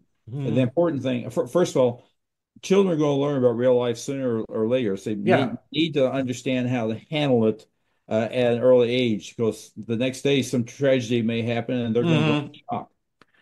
So if Yeah. they have some idea of, gee, that's possible, then perhaps, presumably, they can handle it better. And Hmm. every situation is different. But Oh, the bottom yeah. is the parent needs to be involved in Yeah. what the child is watching and discuss things with them immediately Yeah. to get And to hash it out. Go ahead, I'm done. yeah, and just you always respect the parent's decision in these things. If a parent Right. says, I'm not ready, he's not ready to watch King Kong, then you just respect that. You don't say, hey, I watched it at his age. Yeah. Look how great I turned out. You just respect the parent's decision. Oh, I agree Yeah. totally. I Yeah. agree totally. So we are up to chapter 18. Tarzan, he's reached the outskirts of Allure. He cannot find any sign of Jane. So he takes a canoe and he heads for Mosar, the city that Jane was being taken to. Um, and he, and like a kind of an irony, he passes near where Jane is hiding in the jungle, but the direction of the wind is wrong, so he doesn't detect her scent. In the meantime, Mosar, the bad guy who was kidnapping Jane, he learns that he's escaped and he's really ticked off. He's worried that Jaden might be pursuing him. So he doesn't want to backtrack to find Jane. The next morning, his warriors capture a couple of Ludin's priests and they bring him to Mosar for questioning. And um, Tarzan arrives in a canoe and he's seen by warriors and the priests. And the priests they hurry with a message that this guy who was claiming to be the son of God has showed up. Um, now, Lodin's message to Mosar is that I will help you become king, but you got to give me Jane back. And then and Mosar tells the priest that he'll join Ludin in a fight against Jaden. I don't think he wants to admit that he's lost Jane. Tarzan enters and he just demands that Jane be returned to him. And Mosar is saying, I don't know where she is, um, and then Mosar has his warriors lead Tarzan into a trap. By a ruse, they trap him in a lion pit. Um, Tarzan gets trapped and captured an awful lot in this novel. He never seems like he's dumb or making bad decisions. It's not that. But he does end up getting captured a lot, doesn't he? So, But once again, we have a complicated situation, but Burroughs describes things well, better than I'm sure I'm doing in these summaries, and we're able to follow the story well. And I do like the little irony of him being so close to Jane, and just because the wind was in the wrong direction, he doesn't find her yet. And So, the ships that pass in the night. yeah, The the thing about darn, now I've forgotten my thought. Oh, this I think it's I'd have to go back and do a survey. And I've surveyed these books before to address questions. I didn't this time. But Tarzan stands there in the middle of the floor, so to speak, and demands and demands what does he demand? He demands Jane be returned to him. yes. Okay. And I would just wonder how many times he has done that. Hmm. Usually under the cover of darkness, he'll figure out where they are and then figure out some kind of plan to get in there during the night and get them. That's my recollection. But to Hmm. stand there and actually demand it, I think is just a little unusual. Now, so why might he do that? Well, after all this time has passed, it's been a lot, we'd have to figure out up the time, but it's been several months at the very least. And the trauma of thinking that your spouse is dead is devastating, particularly since he thought that for several months. Hmm. And this goes all the way back to the beginning of Tarzan the Untamed, and so he could be a little frustrated. Even for Tarzan, he could be a little frustrated. I recognize that. I certainly would be at this point in life. I think he was still hoping that there was enough doubt about who he was for the God Gambit to still work. Oh, he's doing the God I gambit. don't think he was, I don't know if, I can't remember if he was doing it overtly. And my little chapter summary here doesn't make it clear. But he was still, there were still people who wondered. So I think he was maybe, if he just went in there all confident, Okay, I you remember know. now from reading. I think you're correct. That would certainly Hmm. give him an edge, Yeah. and it's worth the shot in case Hmm. they are taken aback by who they think he is. Yeah, Hmm. that does make better sense. All right, good. That's a good answer. I'm done. Thank you. Okay. Scott, any comments from you about this chapter? With without repeating what you guys said, I think you zeroed in on it right there. Okay. Well, chapter 19, Lieutenant Obergatz, the German, he's introduced into the story and he soon becomes a primary villain. Jane is, she's her first kill is a rabbit, but she builds a fire, she builds better weapons, she builds a little treehouse with a door, she makes a bow and arrow. She's doing really good, and then the German shows up, um, and tries to say, we should team up, but he has she has this great line. As far as you can walk a day from this spot in any direction, you may consider limits of my domain. If I again see you within those limits, I shall kill you. And we know she means it when she says that. She's Yeah. awesome here. This is like this as much as she accomplishes in Tarzan's Quest, where she's also awesome. Oh If I yeah. had to name her most awesome moment, it's telling Lieutenant Oberitz, "These are the rules, and I'll kill you if you break the rules." And she means it. This is like Jane at her best. I love Jane here. Being straight and to the point does save time. Hmm. Now, at one point, Obergatz, to justify being able to break promises, he says, remember Liege and Louvain, and I'm probably mispronouncing those.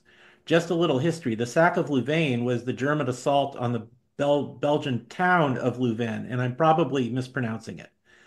Um, and it's this is part of what was known as the rape of Belgium, because the Germans were not very nice when they were marching through Belgium in World War One.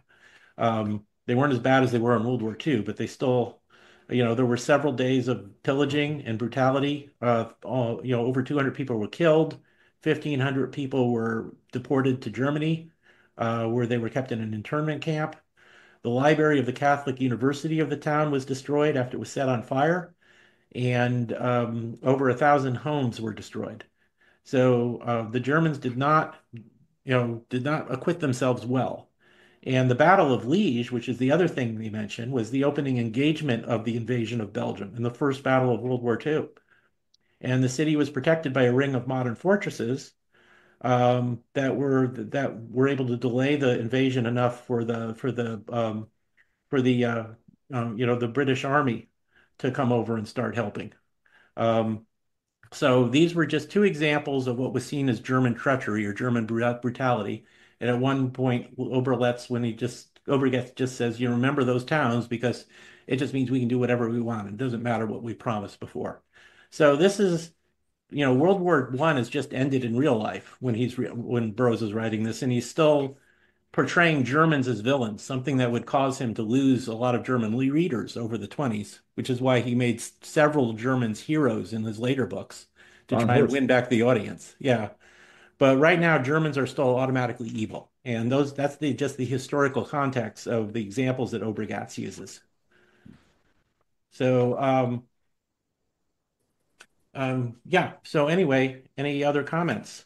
I was going to note this is chapter 19. It's Hmm. entitled Diana of the Jungle. And I looked at that and I said, who on earth is Diana? And I got to digging a little bit, and this is something I should have known. The huntress of Greek mythology is Diana. Hmm. So Burroughs here in establishing this chapter title is paying homage to the Greek mythology and Diana. And I would say comparing Jane or mentioning in the same breath Jane with Diana, Diana from Greek mythology. Yeah. And Diana, by the way, I'm sorry, I'm going to be obnoxiously academic. Diana was a Roman name. She was Artemis in Did Greek I say mythology. Greek? Well, that's okay. That's where she comes from. It's the same Okay. character. It's just Okay. Diane was her Latin name when the Romans stole the mythology for themselves. No, I'm glad you And pointed that out because the good ex I always get those things confused. I have to look them up yeah, and get them straight. yeah, it's a particularly good example because Artemis or Diane, when a guy spied her taking a bath nude, Hmm. she turned his dogs, she turned him into a deer, and his own dogs tore him apart. So she Hmm. was capable of taking care of herself, although that was pretty mean because I think the guy saw her by accident. So that's another good way. Jane can take care of herself and use deadly force if necessary. Exactly. Well, the way I remember, I have to admit, the way I remember all this is in addition to Burroughs, I'm also an old DC Comics fan, which I'm sure I've mentioned here previously. And Hmm. I immediately think of Diana, the Wonder Woman Hmm. from DC. And there's references there to mythology as well. All right, I'm done. Okay. Yeah, Scott, any comments from you on this chapter? Just, my favorite thing she does in any of the books is what you already said, to Hmm. stand up to him and say, walk one day's distance, take your choice, any Hmm. direction, go. When you stop, that is where the my domain That's is, where, And I yeah. really like the way she does it. Hmm. I think that was called the deadline in German prisoner of war camps. If you stepped over the deadline a few feet away from Oh the yeah, actual wire fence, you were where the guards could shoot you. like the Great Escape.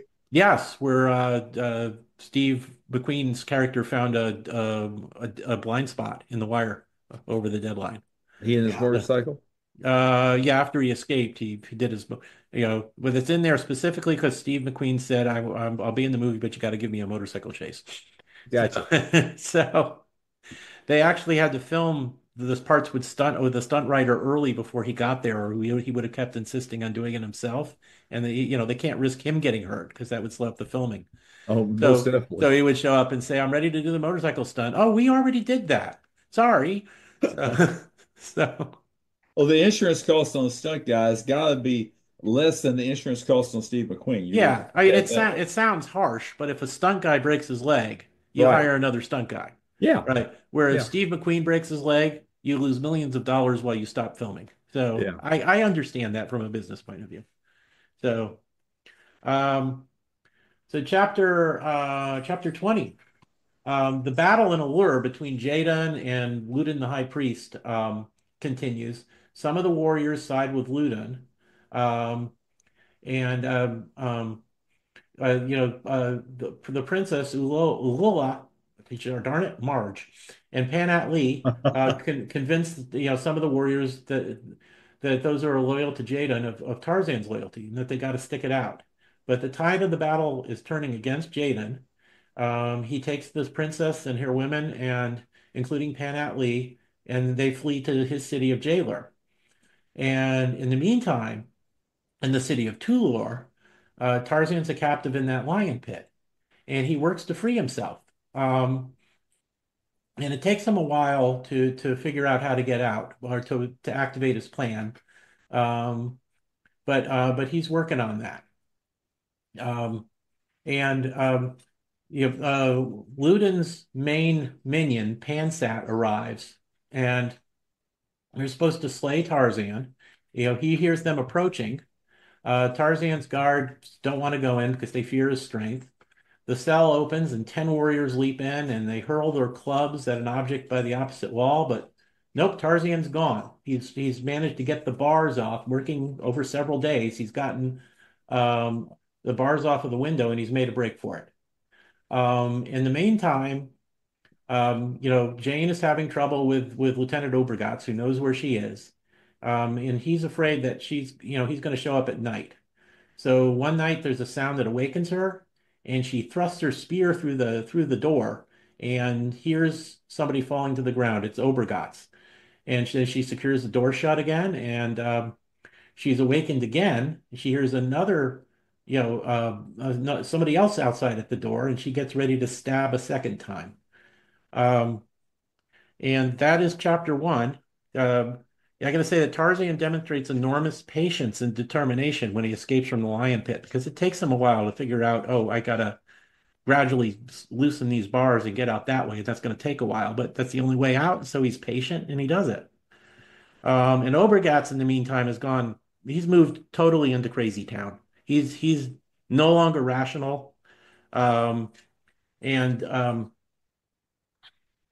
we're going to find out in the next chapter just how nuts he's gone. But Jane continues to be awesome when he stabs her. Unfortunately, he didn't kill her then. That would have made her life a lot easier. So comments from you guys? I was going to say that Obergot's, again, as those ships have passed in the night, he's over there where Tarzan is for a little Hmm. while, and then he comes Hmm. over here and visits Jane. And to see him uh, get to get what I think is coming to him is a Hmm. certain level of reader satisfaction, I Oh, believe. there is. Yeah.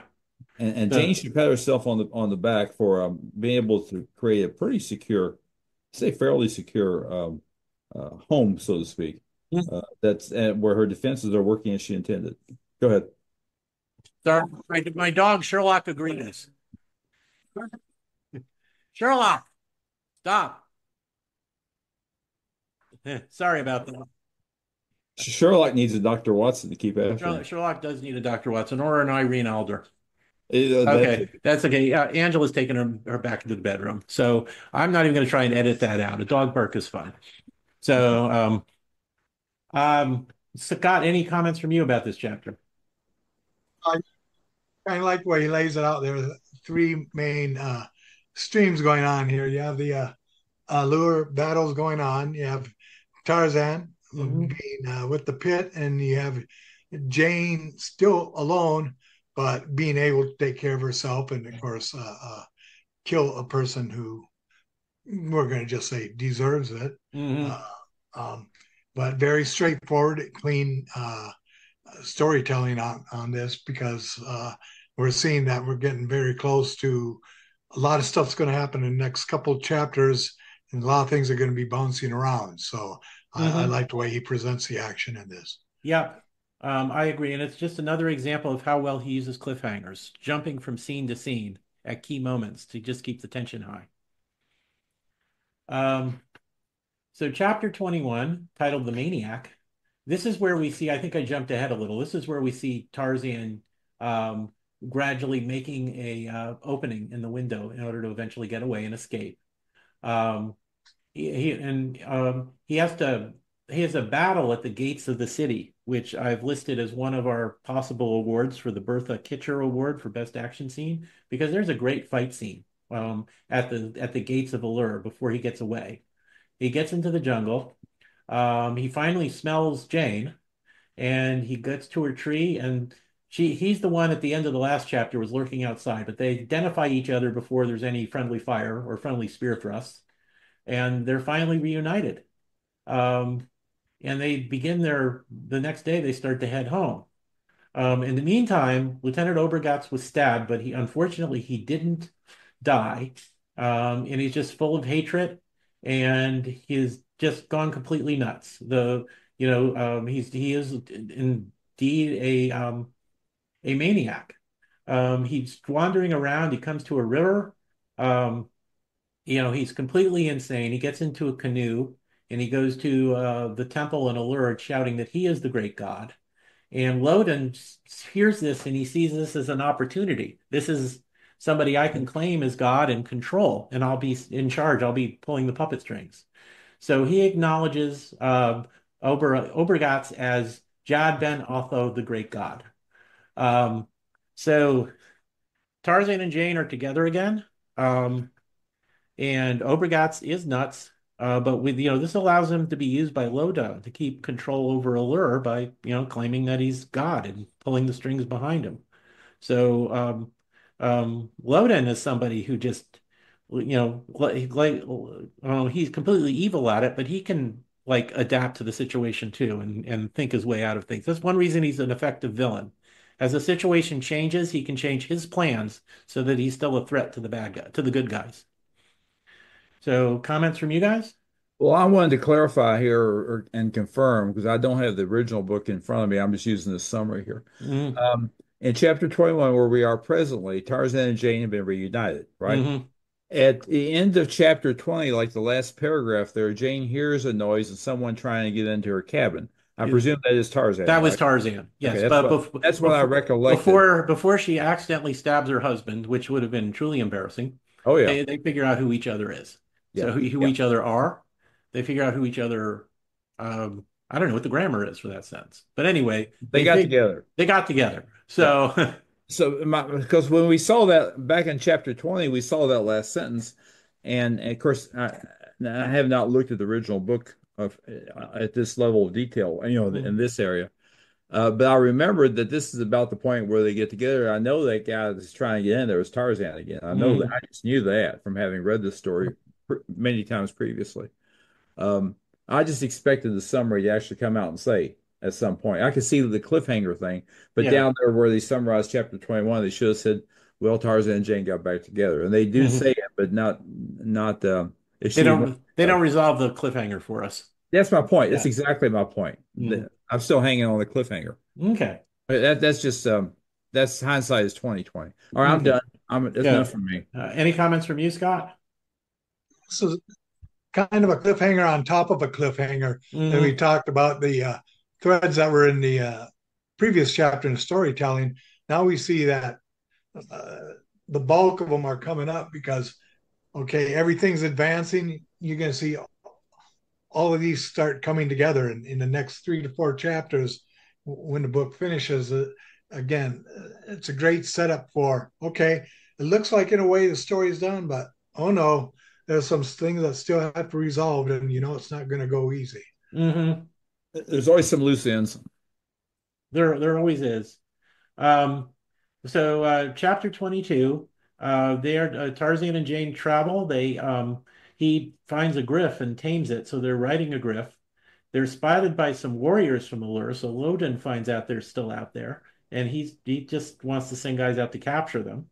Um, Jaden gets word as well and investigates, and Tarzan and Jaden meet. They reaffirm their friendship, and Tarzan wants to help him defeat Ludin. He knows that Jaden will be a good ruler, and he's his friend. So they go to Jaden's city. Jaden and his son Taden are reunited, and they also team up with Omat's people, and so they're gonna they come up with this plan of attack on Allure, and Tarzan's going to be helping, and he's going to um, leave Jane behind in the city of in Jaden's city where he knows he'll be safe. Tarzan has to abandon his griff because he just can't be trusted around that many people. And with Jaden's and his war with his warriors, Tarzan marches on Allure. So he believes that Jane is safe when he marches off to war. Shouldn't he have realized by now that Jane is never safe? The woman is like a danger magnet. So He should have at least left the grift with her. yeah.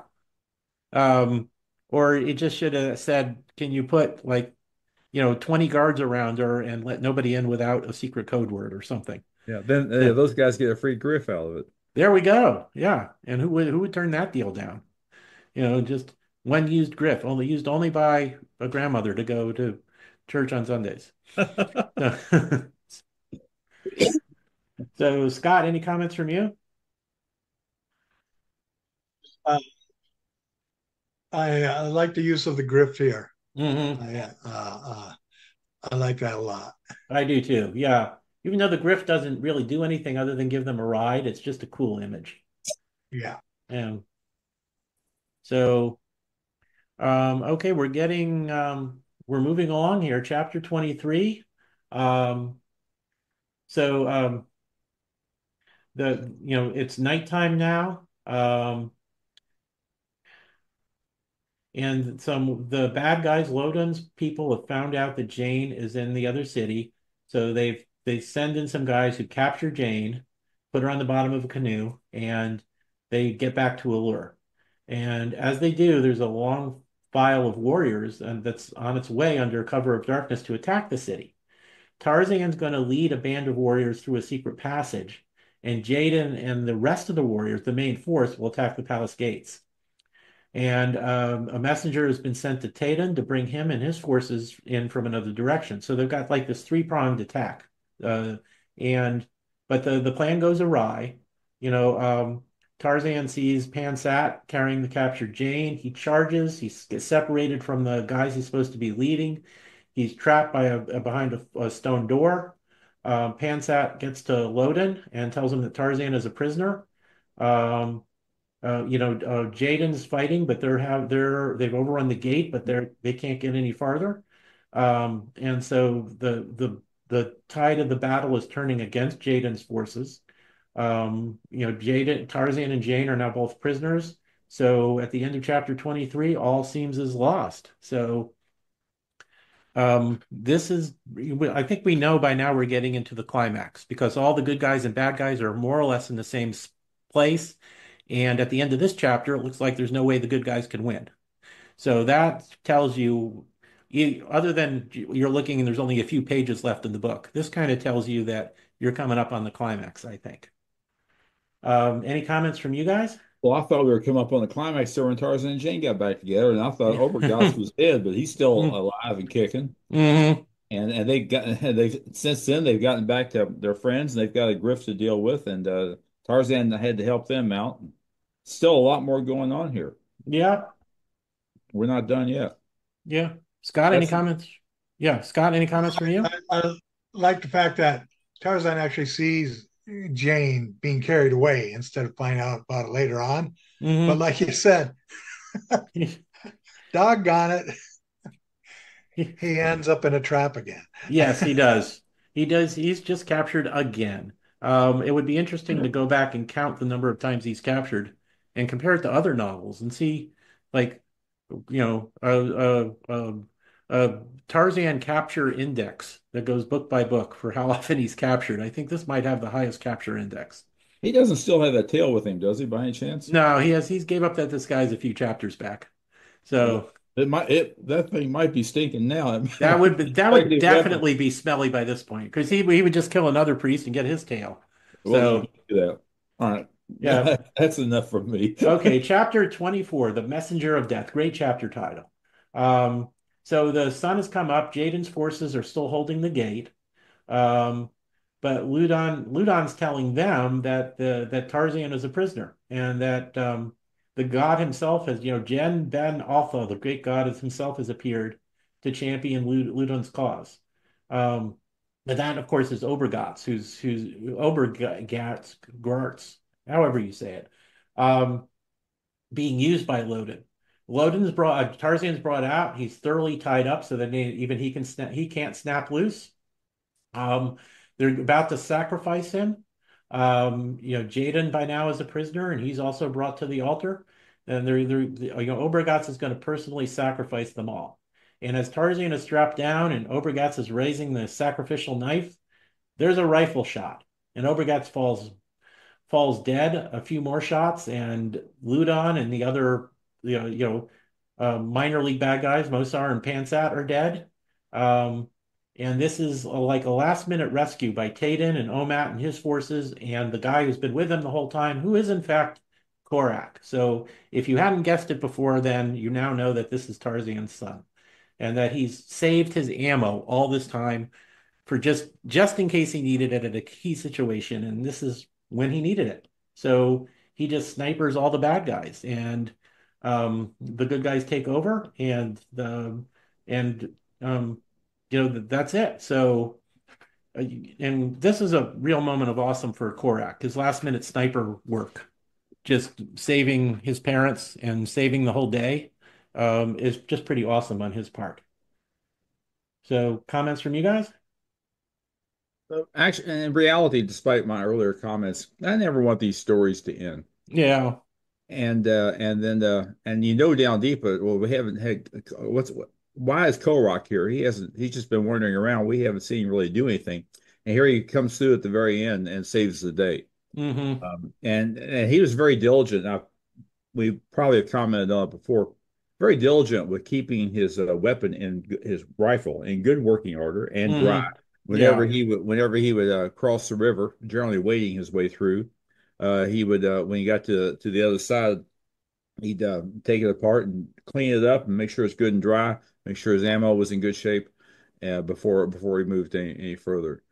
This is a shining moment for Korok, and it's just a shame that I mean, he did appear in Ant-Man, and Hmm. certainly he's been mentioned along the way, but it's just a shame that he didn't get more screen time after this. No, I'm done. yeah. Scott, any comments from you? Up because the next chapter, is pretty much more like an epilogue. Hmm. Uh, this brings everything together. The crazed man god getting his justice back to him. The troops or the attackers that came in with Tarzan through the secret passages and how they overwhelmed and won. And I don't consider it a cheat to have Korak coming to the rescue like this because it's not like the Greek dramas or tragedies where God steps in, one of the gods steps in at last moment to make everything right. Some people might say, well, they didn't show him that much before, but we know there's a person, which turns out to be Korak, Hmm. who this is his this is where his trail's been taking him. It is to Hmm. get to his parents, to find them, to save them if need be, and to take out bad guys. So I don't feel it's that cheat of a drama No, tactic. It's I been think leading I up to think it throughout the I think story. the book earns that scene because I think we see Korak just enough as he's crossing the swamp and he's meeting Omat and all of that, finding out where Allure is. We see him just enough to make it perfectly reasonable for him to be Mm-hmm. there at just the right moment to make those shots. Yeah, Yes. it's not like he came out of nowhere. We have been Yeah. monitoring his progress. That's true. Hmm. I think Yep. that's important from a writing perspective. Oh, it Uh, is. Yeah, if he had just shown up without being mentioned, I think we'd be saying, "Oh, that's a cheat." yeah, But he's not. Burroughs Yeah. is once again, he's too good at plot construction. He's too good a writer. He right. set Korak up so that we believe it completely when he's there. At some point in the Western, we want to hear hope that the cavalry may come in and save us, Hmm. and then you gives you that small amount of hope during the entire show, and then there they show up, and everything's Yeah. hunky for you again. Yes. Yeah. You don't know if the one guy who snuck out at night to try and find the cavalry makes it or not, but you've set up that there is somebody to go get them, so that when they show up Exactly. at the end, it's earned. Exactly. So yeah. One more thing here I want to point out that actually it just hit me while you all were talking. Um, so Korok comes in here in the next to last chapter and saves the day. Okay. Hmm. And again, I applaud him, and it's a very exciting moment. And as a youngster, I did not see it coming when I first read this umpteen years ago. So on their way home, and I'm talking about in the next book, Tarzan and Golden Lion, on their way home, they rescue this lion cub. And Hmm. Tarzan says, well, I'm going to raise it. And Korok says, this will be interesting. But he does. That creature becomes Jab Al-Jah, whom we know. Hmm. In several books, I'd have to do a head count, but it's more than one. Jab Al-Jah would be out there. Tarzan be on some adventure, and Jab Al-Jah will be up there wandering around, Hmm. making his way across Africa. And you see every once in a while you see mention that in the distance a lion roared or something like that. And then Tarzan is in the climax, fighting for his life and fighting for a good cause and doing what he does to bad guys, that sort of thing. And here comes Jab Valjean from nowhere, and he pitches in too. So my point is that in this book, coming from nowhere and saving the day at the last minute was Korok's job. Hmm. Burroughs transitioned that to the Golden Lion to other appearances by Jab Valjean. Does that make Yeah, sense? it does make sense. I have in my mind, I have divided the Tarzan books into kind of two, like there's the family saga, which I think goes through Tarzan and the Ant-Man, which Hmm. involved Jane and then later Korak. Hmm. And then after that, Jane's barely mentioned. Tarzan is just going off wandering, and we know that they have a happy marriage, so we know that Jane knows he has to go off into the jungle sometimes. It's just Right. part of what he needs, and she's okay with it. But other than Tarzan's quest, she's barely even mentioned after True. that. True. So I've always, in my mind, I've always had this is the Greystoke family saga up through Hmm. Ant-Man. And then it's just random Tarzan adventures after that. And there's Hmm. no drop in quality to the storytelling. It's Right. just, it's kind of an interesting way, I think, to divide the series. I agree. I agree. And I've noticed that too. Yeah, I think you're Hmm. exactly right. Yeah, with the exception being Tarzan's Quest, where we see Jane again and she plays a Right. huge role. Yeah, So, yeah, that was a surprise to everyone when those first came out because we hadn't seen Jane in years. yeah. And there was Um, even one of those books between Tarzan's Quest and say between Ant-Man, somewhere's in there, Tarzan references his wife, does not call her by name. mhm. Yeah, and then there's one, what was the one where he was captured on board a ship and he had been injured so he couldn't talk for a while? They were just treating him as a I ape wouldn't man. say that's Castaways towards I the. think that's Castaways. There was some girl on board who kind of had a crush on him, and he Oh said, "Oh yeah. no, I'm Lord Greystoke. Obviously, we can't do this." And they don't. He doesn't actually mention I have a wife, but it's implied, you Hmm. know.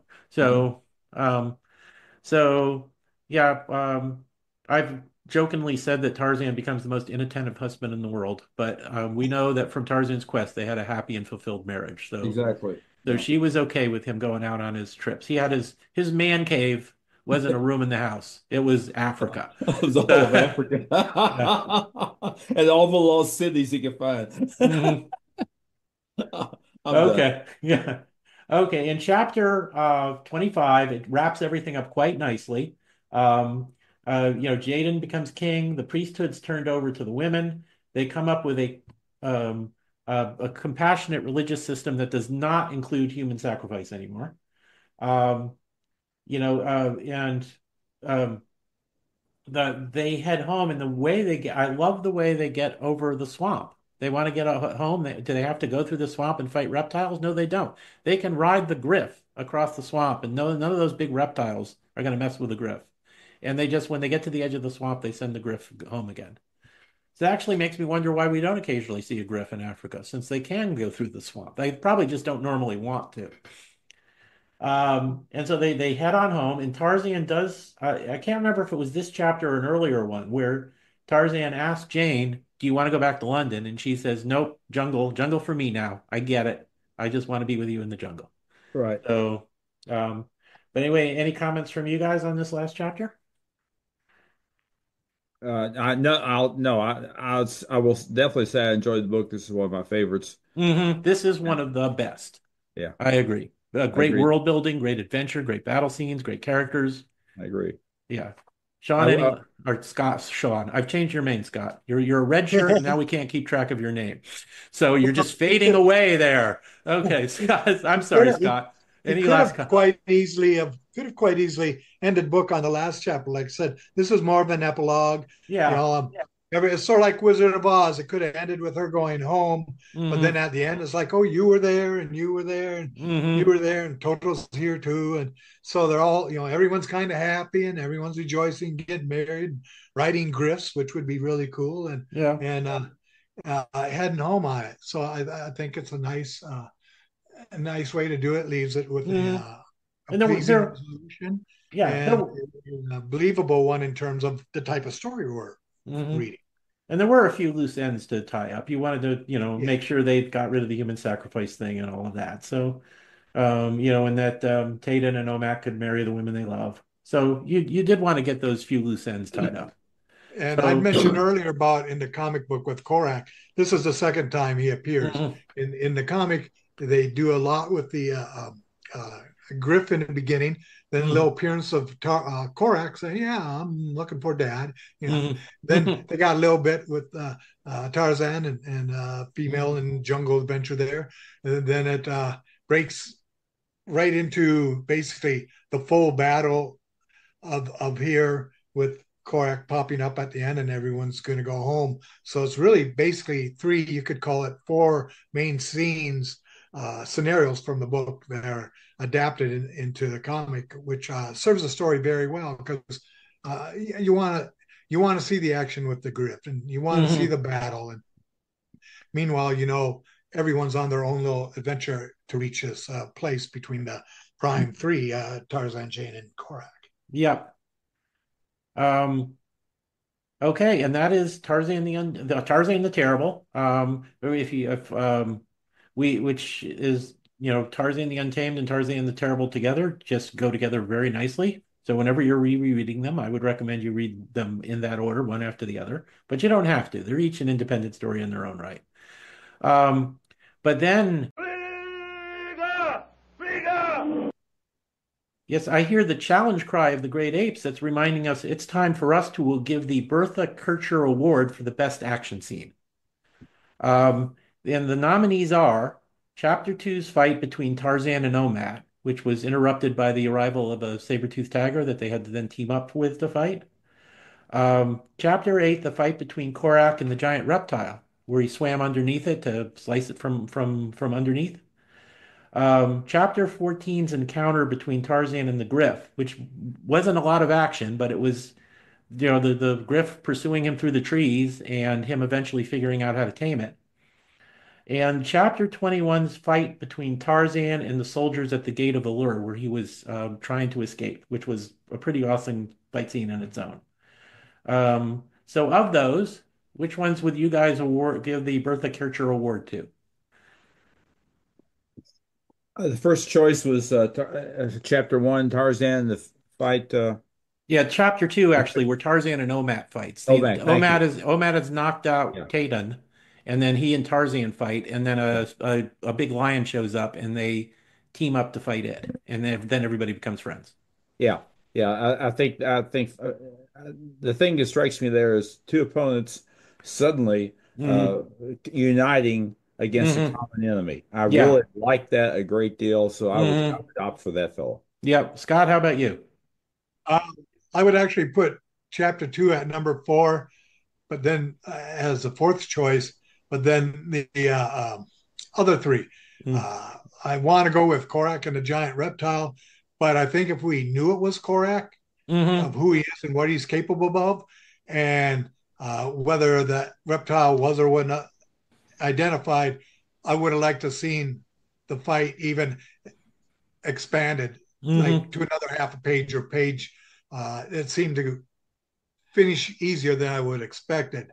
Uh, Chapter 14, Tarzan and Griff, cool. I really like it. But Hmm.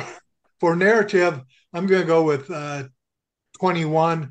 I know most of that's narrative, and they're making their way through the tunnels and then coming up and having to fight with the soldiers. But I think that's the strongest action uh, uh, writing in the book. Well, then to So I'm give going with uh, chapter 21. then to give the award, I have to decide between the Tarzan Omat fight and the fight at the gate in chapter 21. And man, that's hard because those are both great action scenes. Um, I think I'm almost tempted to flip a coin on my tablet here, but I suppose I shouldn't. Um, I've got to go with I just very slightly I got to go with Scott. So Jess, I respect your opinion on this, and it's a real close call on my part. But I think we will give the Bertha Kircher Award for the best action scene to Chapter 21's fight between Tarzan and the soldiers at the Gate of Allure, Fine with with me. honorable mention to the Tarzan Omat fight in Chapter 2. And with that,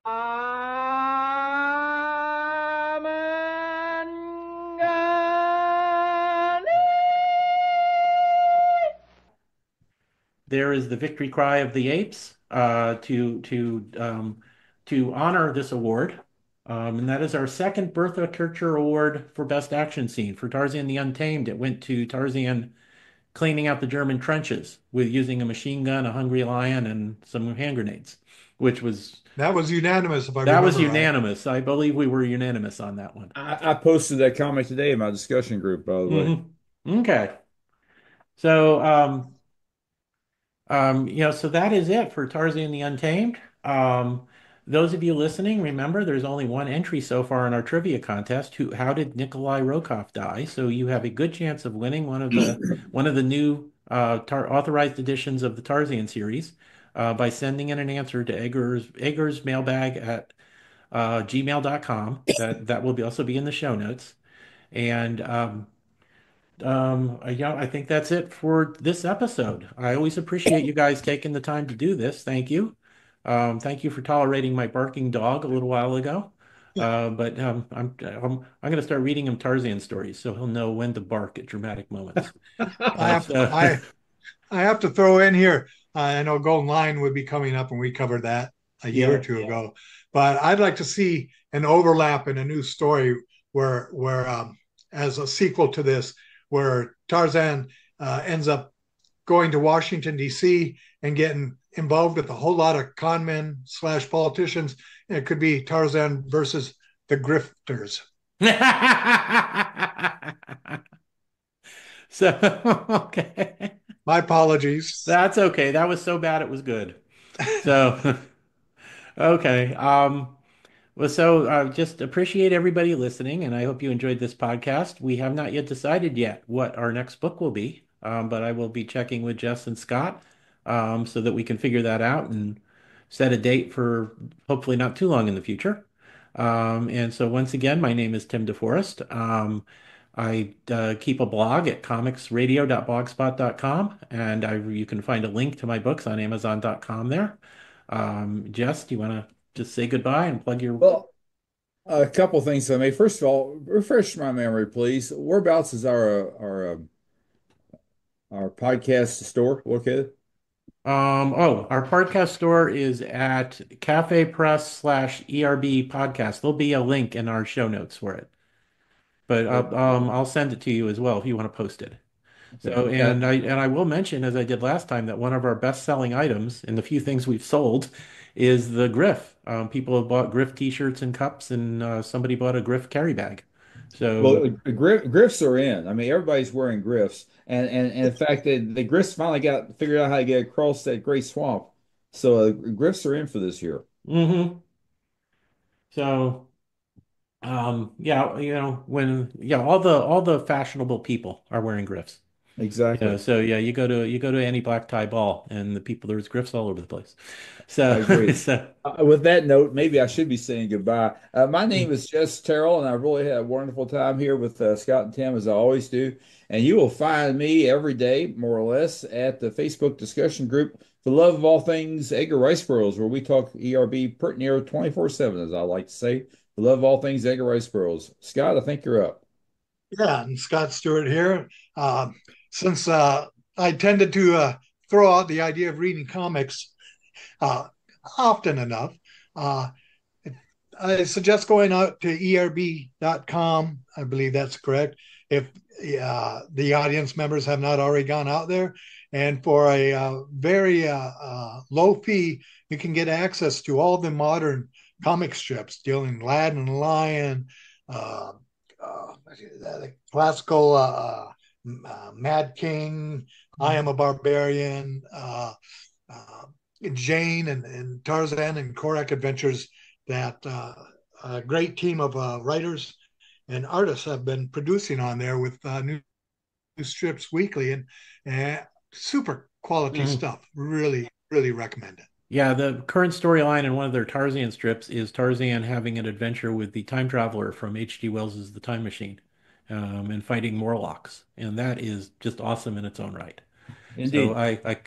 I can't recommend those online comics enough. So, once again, thank you everybody for listening. We do appreciate your doing so, and we hope you will join us again in the near future for our next episode.